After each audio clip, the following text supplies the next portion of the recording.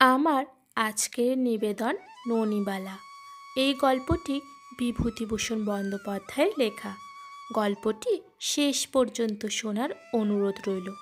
আর গল্পটি যদি একটুও ভালো লেগে যায় তাহলে চ্যানেলটিকে সাবস্ক্রাইব করে পাশে থাকবেন। ননিবালা মেয়েকে বললে, সুপুরি কুড়িয়ে আনতো কালী রায়ের গাছের তলা থেকে। মেয়ে বললে, হ্যাঁ, খান্ডা পিসি দাঁড়িয়ে আছে, বলেছে এবার সুপুরি কুড়ুতে হলে পয়সা দিয়ে যেও, সুপুরি এমনি পাওয়া যায় না বাজারে। ননিবালা এ গায়েরই মেয়ে, তার রাগ হয়ে গেল খুব। কালী রায়ের বুড়ি দিদিকে ঘাটের পথে পেয়ে খুব করে শুনিয়ে দিলে। বুড়ি বললে, তুমি ভাই অনর্থক তিলকে তাল করো না। সুপুরি কুড়ুতে এসেছিল সেদিন, সর্বদাই কুড়ুতে আসে, তাই বললাম আমাদেরও তো দরকার আছে, কেন আসো রোজ রোজ? সর্বদা কুড়ুতে যাবার দায় পড়েছে। রোজ আসে আমি বলছি, তুমি ভাই জানো না? কে বললে রোজ যায়? আমি জানি, রোজ দেখি যেতে। আচ্ছা বেশ, এবার যাই যদি পয়সা নিয়ে যাবে। কালী রায়ের দিদি পাড়ায় পাড়ায় বলে বেড়াতে লাগলো, বড্ড গোমড় হয়েছে ওই ননির, পয়সা দেখাতে আসে আমার কাছে, এমনি অর্ধেক দিন হাঁড়ি চড়ে না, আবার পয়সার গোমড়। ঝিগিরি করে তো চালাচ্ছিস, পয়সা দেখাতে লজ্জা করে না? ননির মেয়ের নাম নালু, ভালো নাম সরবলা। নালু এর গাছের লিচু, ওর গাছের কুমড়োর জালি, শশার জালি চুরি করে আনে। পাড়ার কারোর গাছে এঁচোড় আর পাকবার জো নেই নালুর জন্য। ননি কিন্তু তা জানে না। খিদের জ্বালায় সরবালা যা চুরি করে রাস্তাতেই তা খেয়ে ফেলে। বিকেলে কি ভীষণ খিদে পায়, কে দেয় এক গাল চাল ভাজা? রায়দের গাছে কি মাদার পেকে আছে? যেমনই পাকা তেমনই বড়। ঠেলে উঠল গাছে। রায় ঠাকুমা দেখে বললে, ও মা, গেছো মেয়ে ছেলে, কখনো দেখিনি। তুই এমন গেছো হলি কবে? নাম নাম নাম বলছি। দুটো মাদার পাচ্ছে ঠাকমা, খেলেই জ্বর, কেন ওসব ছাই খাবি? কেন সে খাবে সেই জানে। মা ও পাড়ার দামারি কাকার বাড়ি গোয়াল পরিষ্কার করে, ও বিচুলি কেটে জল তুলে 8টা গরুকে জাপ দেয়। এসব করতে করতে সন্ধ্যার পর মা বাড়ি এসে ভাত রান্না করবে, তবে খেতে দেবে। পেটে যে এক্ষুনি জ্বলবে, তার কি খাবে সে ভেবে পায় না। শুধু সে নয়, পল্টু, হাবু, নন্তু, নঙ্কু, রেপু, নেপু সবাই আসে। ওদেরও বাড়িতে ওই অবস্থা। দুপুরে ভাত খাও, তারপর বিকেলে হাজার খিদে পাক, কিন্তু খাবার নেই। তবে সে একটু আসে ঘন ঘন। তার মা বাড়িতেই থাকে না যে, সে কি করবে? ওরা চাইলেই পায়, তার তো চাইবার লোক নেই। অথচ খিদে, কি ভীষণই খিদে, পেটের মধ্যে কেমন যেন কামড়ায় খিদের জ্বালায়। নালুর রাত্রে জ্বর হলো, ননি পড়ে গেল মুশকিলে।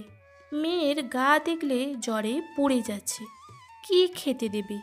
রোগীর পথ্যি কি আছে গরিবের ঘরে? ডাক্তারই বা কোথায়?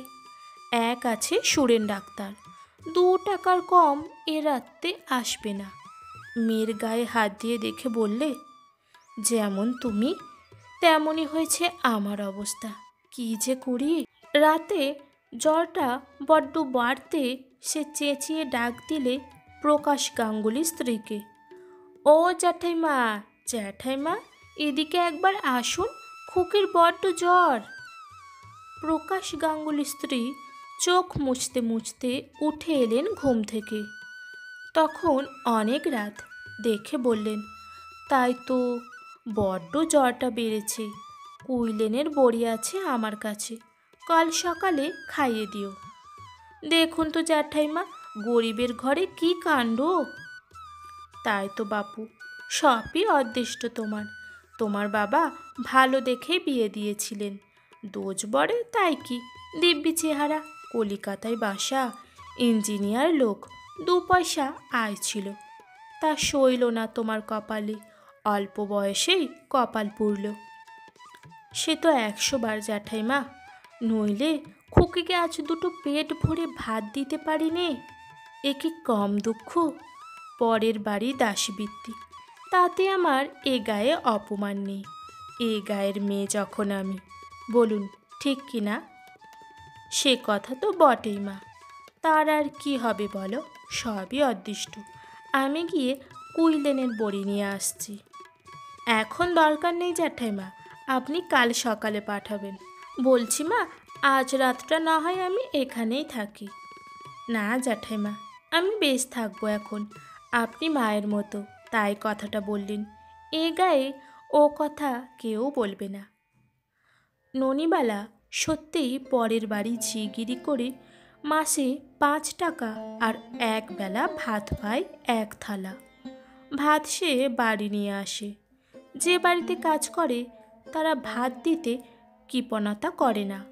বড় বড় ধানের গোলা তাদের বাড়িতে 5-7টা, বাগান, পুকুর, জমি জমা সবই আছে। মা আর মেয়ে সেই 1 থালা ভাত খায়। ননিবালার বিয়ে হয়েছিল কলকাতার এক বড় ইঞ্জিনিয়ারের সঙ্গে। দোজবরে পাত্র হলে কি হবে, বেশ ছিলেন তিনি দেখতে শুনতে। বয়সটা তবে একটু বেশিই ছিল। ননিবালা গিয়ে দেখেছিল তার বয়সের 2টি সৎ মেয়ে আছে তার। সৎ মেয়ে 2টি কোথায় থেকে পড়তো, বাড়িতে আসতো খুব কম। মাত্র 2 বছর স্বামীর সঙ্গে সে তেতালার বাসায় কাটিয়েছিল পরম সুখে। এর মধ্যে বার কয়েক দেখা হয়েছিল সৎ মেয়ে 2টির সঙ্গে। বড় মেয়েটির বিয়ে সব ঠিকঠাক। সে সময়ে স্বামীর অসুখ করল, বিয়েও হলো। মাসখানেকের মধ্যেই স্বামী মারা গেলেন। তারপর বড় মেয়ের স্বামী ছোট মেয়েটিকেও নিয়ে গেল সুদূর পশ্চিমে তার কর্মস্থলে। সৎ শাশুড়ি একা বাসায়। ননিকে কেউ বললেও না সে কি করবে, কোথায় যাবে, কি খাবে। সরবালা তখন 1 বছরের ছোট্ট শিশু। দরজায় এসে ট্যাক্সি দাঁড়িয়েছে। বড় সৎ মেয়ে সুললিতা তার ছোট বোন সীমাকে নিয়ে উঠছে মোটরে স্বামীর সঙ্গে। ননিবালা দরজায় দাঁড়িয়ে দেখছে। সুললিতা কাছে এসে দাঁড়ালো। ননির প্রায় সমবয়সী তার এই সৎ মেয়েটি, বরং কিছু বড়। সীমায় ননির সমবয়সী। সুললিতার পরনে দামি ভয়েলের শাড়ি, হাতে পুতির মালা দিয়ে তৈরি ভ্যানিটি ব্যাগ। ননিবালা বললে, এসো মা, সাবধানে থেকো, চিঠিপত্তর দিও। ননিবালা পাড়া গায়ের লাজুক মেয়ে, নিজের কথা কিছু বলতে জানে না। সুললিতা বলেছিল একদিন তার স্বামীকে, ওর অভাব কি, বাবা সর্বস্ব ওর পেটে ঢুকিয়ে রেখে গিয়েছেন। ননিবালার প্যাটরাতে নগদ 22 টাকা আছে, ওই তার শেষ সম্বল, ভগবান জানেন। ননিবালার গহনাগুলি সৎ মেয়ে 2টি চেয়ে নিয়েছিলেন বিয়ের সময়, বিশেষ করে সুললিতা। ওগুলি নাকি তার নিজের মায়ের গায়ের আদরের গয়না, ন্যায্য মতো নাকি ওরই প্রাপ্য। সুললিতা বেশি কিছু না বলেই বিদায় নিলে। জামাই এসে প্রণাম করলে। এই লোকটি প্রথম তার সঙ্গে কথা বললে যাবার সময়। মা, তাহলে আসি আমরা? এসো বাবা, চিঠি দিও। আপনি সাবধানে থাকবেন কিন্তু, একা রইলেন এখানে, দিনকাল বড় খারাপ পড়েছে। তা তো বটেই, চিঠি দেবেন, তোমরা আগে দিও। পিছন থেকে সুললিতা বলে উঠল, ওগো দেরি করো না, 10:30টার ট্রেন যে। ননিবালা ফিরে এসে ঘরে ঢুকে মেয়েকে কোলে তুলে নিলে, বললে, খুকি, ওরা চলে গেল, আমাদের ফেলে রেখে চলে গেল। কার কাছে ফেলে রেখে চলে গেল রে? দেয়ালে স্বামীর ফটোখানার দিকে চেয়ে ওর চোখ দুটি বেয়ে ঝরঝর করে জল পড়ল। এর মাস 2 পরে মেয়েকে নিয়ে ননি বাপের বাড়ি চলে এসেছিল এবং সেই থেকেই এখানে আছে। আজ 10 বছর আগেকার কথা এসব।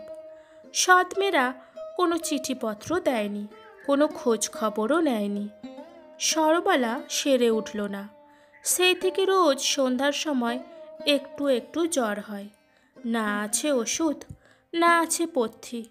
ননি যখন পরের বাড়ি কাজ করতে যায়, তখন সরবালা একাই বাড়িতে বিছানায় শুয়ে থাকে। কোনো দিন জ্বর আসে, কোনো দিন আসে না। যেদিন ভালো থাকে সেদিন কামার বাড়ির হরও আর মতি তার সঙ্গে কড়ি খেলতে আসে। যেদিন ঝড় আসে কাঁথা মুড়ি দিয়ে পড়ে থাকে, একাই শুয়ে থাকে। ননি কিন্তু খুব শক্ত মেয়ে মানুষ, কিছুতে সে দমে না। সন্ধ্যাবেলা ফিরে এসে সে বেটে কাটে রোজ। আগে বেটে কাটতে জানতো না, ক্রমে শিখে ফেললে। 1 পোয়া থেকে 1.5 পোয়া দড়ি কাটত প্রথম প্রথম, ক্রমে 1 সের পর্যন্ত কাটতে লাগলো। রাত 10টার মধ্যে সে 1 সের দড়ি বেশ সরু করে কাটতে পারে। প্রকাশ গাঙ্গুলির স্ত্রী একদিন এসে বললে, বেটে কাটছো মা? বেশ বেশ, শিখেছি জ্যাঠাইমা, কিছু আয় করা তো চাই। কোথায় শিখলি? বাড়িতে। কে আবার শেখাবে? সন্ন্যাসী কাকা বুড়ো বয়সে বেটে কাটত, তার কাটা দেখেছিলাম অনেক দিন আগে, সেই থেকেই শিখেছি। সরবালার পা ফুলল, মুখ ফুলল, পুরনো খুসখুসে জ্বর। বললে, এর একটা ব্যবস্থা করো মা, নইলে খারাপের দিকে যাবে। ননি মেয়েকে নিয়ে হাসপাতালে একদিন অন্তর যেতে লাগলো। ডাক্তার সাহেবকে বুঝিয়ে বললে মেয়ের রোগের ইতিহাস। মাস 2 ধরে একদিন অন্তর কামাই করবার ফলে চাকুরি গেল ননির। 1 থালা ভাত আর আসে না, টাকা কটাও গেল। এমনই দিন গেল যে খাওয়াই জোটে না। সরবালা সেরে উঠেছে, কিন্তু খাবার অভাবে শুধু কাঁচা পেয়ারা খায় হিমি ঠাকুরনের পেয়ারা তলায় বসে বসে। এর ওপর এক নতুন বিপদ বাঁধল। যাদের বাড়িতে ননি ঝিগিরি করত কাজ ছেড়ে দেবার জন্য, তারা খুব চটে গেল। তাদের হাতেই গ্রামের কন্ট্রোলের দোকানের কাপড় দেওয়ার ভার। 3 মাসের মধ্যে একখানা গামছাও তারা দিলে না ননিবালাকে। কত অনুনয় করেও তাদের মন গলানো গেল না। বাইরে বেরোনো যায় না কাপড়ের অভাবে। তালির উপর তালি লাগিয়ে যতদিন চালানো যায় চলল, আর চলে না এমন অবস্থায় এসে পৌঁছল। বিকেলবেলা ননি মেয়েকে বললে, হ্যাঁ রে, বেটের দড়ি কাটতে বসবি? সন্ধ্যের সময় বসবো মা। তেল নেই, অন্ধকারে হবে না, এখন বস, তবু আনা 4 পয়সা হবে সকালবেলা। মা, একটা কথা শুনবি? আমি ট্যাপের বিচি আনবো মাতলার বিল থেকে। তুমি ট্যাপের খই করতে জানো? খুব জানি। তুই আনতে পারবি? কার সঙ্গে যাবি সেখানে? বিলের জলে কিন্তু মা কেউটে সাপের আড্ডা। বাগদি বউ যাবে আর আমি যাব। বাগদি বউ বলছিল ট্যাপের খই খেলে 1 বেলা কেটে যাবে, রাতে আমরা ট্যাপের খই খাবো, কি মজা।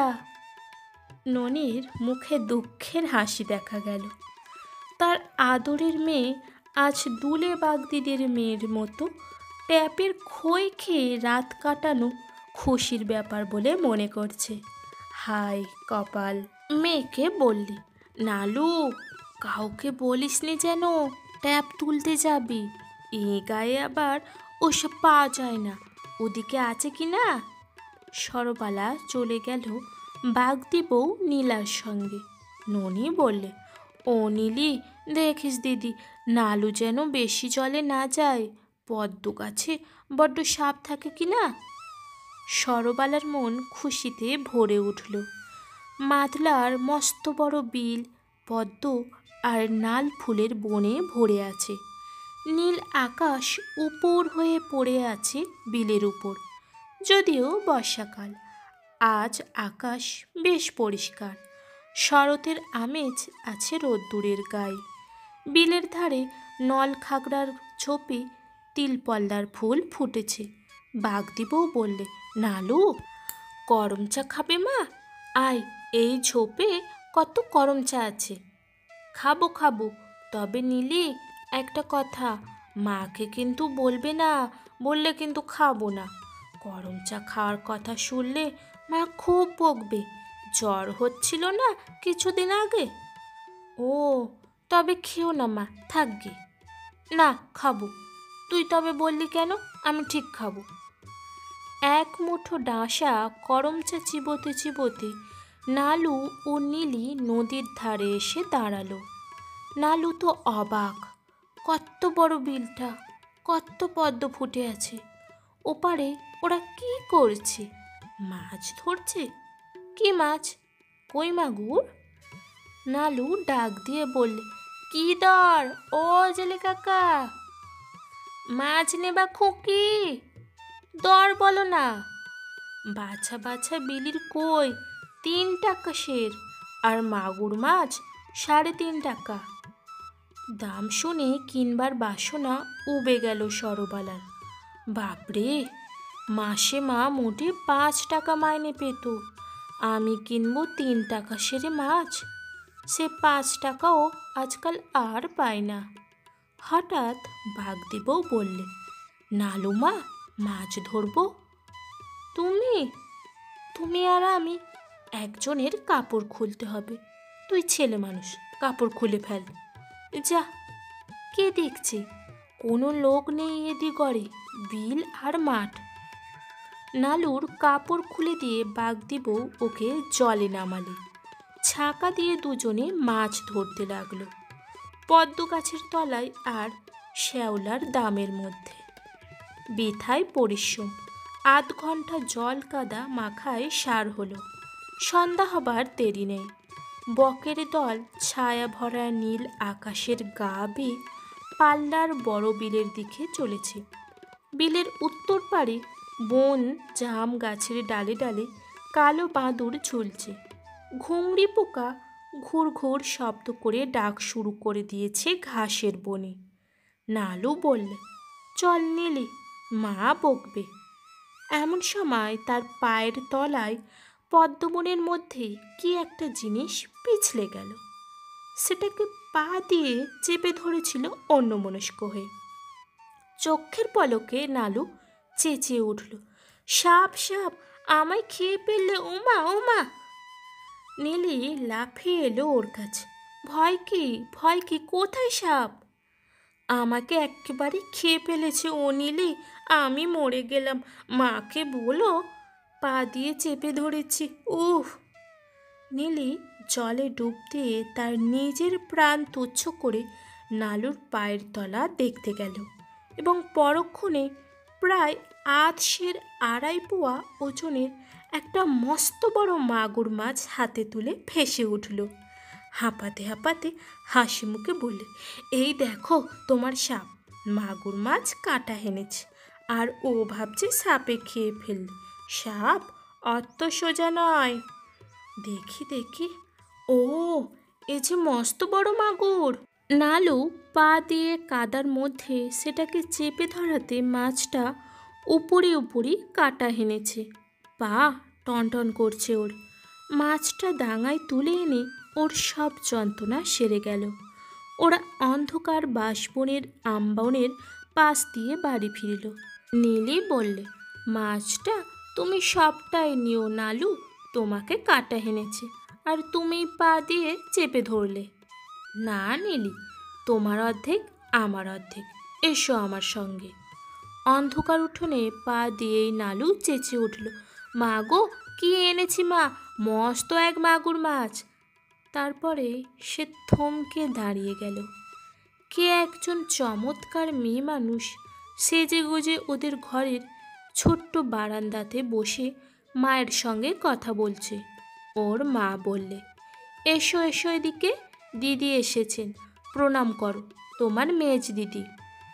নীলি পিছন থেকে জিজ্ঞেস করলেন, কে উনি দিদি? ননিবালা গর্বের সুরেই বললেন, আমার মেজো মেয়ে সীমা, 3টে পাস, কলকাতার মেয়ে, স্কুলে কাজ করে, সোনার টুকরো মেয়ে। নালুকে নিতে এসেছে। বলছে, মা আমার কাছে দাও, আমি নিয়ে গিয়ে ওকে লেখাপড়া শেখাবো। ছোট বোনটাকে এভাবে গায়ে ফেলে রাখতে দেব না। তা আমি বলছি, তোমাদের জিনিস তোমরা নিয়ে যাবে, আমার বলবার কি আছে? তোমরাই তো ওর অভিভাবক, আমি কি বুঝি মুখ্য মা তোমাদের। সীমা উঠে এসে নালুকে জড়িয়ে ধরলে দু হাত দিয়ে। ওর মা বললে, তোমার কাপড়ে কাদা লাগবে, বসো মা সীমা, আমি ওকে আগে ধুইয়ে মুছিয়ে দিই। সীমা বললে, আমি দিচ্ছি। কেন, ও কি আমার বোন নয়? কি চমৎকার দেখতে হয়েছে খুকির। নাম কি বিচ্ছিরি রেখেছ মা, সরবালা। সরবালা আবার কি? আমি নাম রাখবো শকুন্তলা। কি সুন্দর চোখ দুটি। 1 বছরের ছোট্ট খুকি দেখে গিয়েছিলাম। সত্যি আজ কি অদ্ভুত সকালটা হয়েছিল। কার মুখ দেখে উঠেছিল ননি তাই ভাবছে। বিকেলে সে পুকুর থেকে কাপড় কেচে এসেছে সবে। এমন সময় একখানি ঘোড়ার গাড়ি এসে ওর দরজার সামনে দাঁড়ালো। বেলা তখন আর নেই।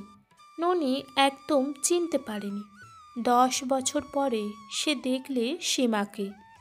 19 বছরের সীমার বয়স আজ 29। চোখে আবার সোনা বাঁধানো চশমা।